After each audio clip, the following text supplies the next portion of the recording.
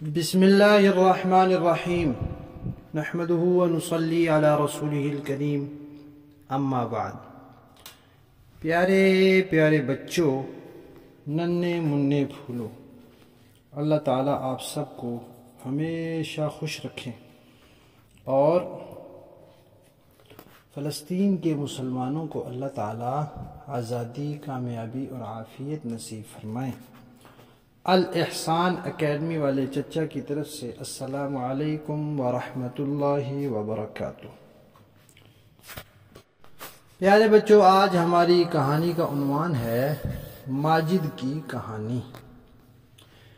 پیارے بچوں، ایک بچہ تھا، اس کا نام تھا ماجد۔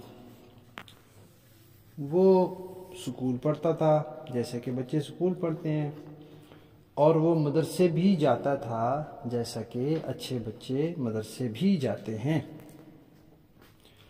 مدرسے میں کیا پڑھنا ہوتا ہے؟ مدرسے میں نورانی قاعدہ پڑھنا ہوتا ہے، مدرسے میں نماز سیکھنی ہوتی ہے، دعائیں سیکھنی ہوتی ہیں، مسنون دعائیں سیکھنی ہوتی ہیں، اور پارہ پڑھنا ہوتا ہے، قرآن پاک پڑھنا ہوتا ہے، ناظرہ، حفظ، تجوید، قرآن، حدیث، یہی چیزیں مدرسے میں پڑھنی ہوتی ہیں۔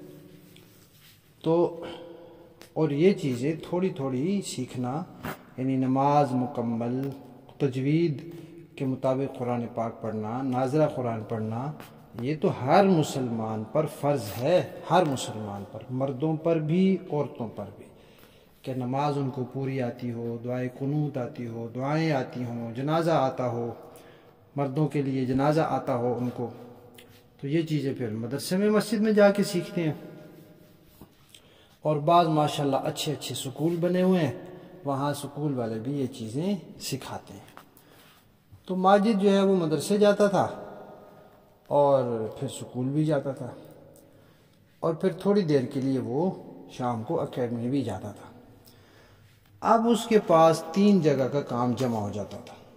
مدرسے سے اس کو سبق ملتا تھا، مدرسے تو صبح جاتا تھا نماز کے بعد آدھے گھنٹے کے لیے، اب وہاں تو یاد کرنے کا وقت نہیں ہوتا تھا، پھر گھر آتا، ناشتہ کرتا، سکول چلا جاتا، سکول سے واپس آتا، نماز پڑھتا ظہر کی، تھوڑی دیر آرام کرتا، پھر اٹھ کے اکیڈمی چلا جاتا، پھر عصر کے بعد کھیلتا تھا، پھر شام کو اس کے پاس مغرب کے بعد وقت ہوتا تھا۔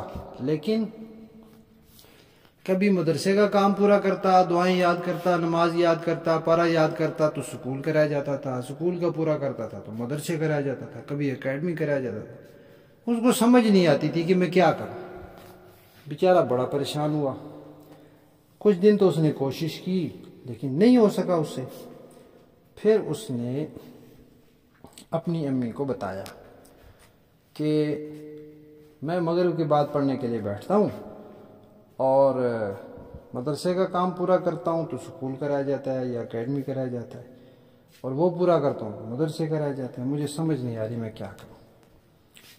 اس کی امی نے کہا کہ دیکھیں، آپ کے مدرسے والے استادوں کو بھی پتہ ہے کہ آپ سکول پڑھتے ہیں، تو اس لیے وہ آپ کو اتنا سبق دیتے ہیں جتنا آپ سے پورا ہو سکے، زیادہ تو نہیں دیتے، اور سکول والوں کا اپنا ایک نصاب ہوتا ہے، اس کے مطابق وہ چلتے ہیں۔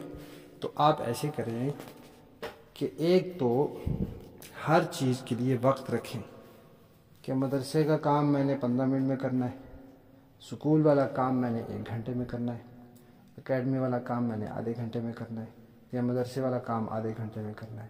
2 گھنٹے آپ کے پاس ہیں پڑھائی کے لیے، تو آدھا گھنٹہ مدرسے کے کام کے لیے رکھیں، آدھا گھنٹہ اکیڈمی کے کام کے لیے، اور 1 گھنٹہ سکول کے کام کے لیے، تو آپ کا سارا کام پورا ہو جائے گا۔ اور اس میں بھی آپ وقت رکھ لیں کہ 7 بجے سے 7:30 بجے تک یہ کام کرنا ہے، 7:30 سے 8 بجے تک یہ کام کرنا ہے، اور 8 سے 9 تک۔ پھر اس میں آپ کو یاد بھی رہے گا اور آپ کو فکر بھی ہوگی۔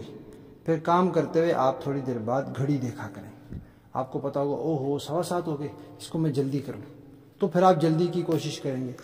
تو پھر وہ کام کرنے کے دوران جو بندہ سستی کرتا ہے، لاپرواہی کرتا ہے، وقت ضائع کرتا ہے، پھر وہ نہیں ہوگی، تو آپ کا کام پورا ہو جائے گا۔ تو پیارے بچوں، اس کی امی نے اس کو سمجھایا، پھر کاغذ پہ اس کو نقشہ بنا کے دیا کہ یہ وقت آپ کے اس کام کا ہے، یہ آرام کا، یہ مدرسے جانے کا، سارا۔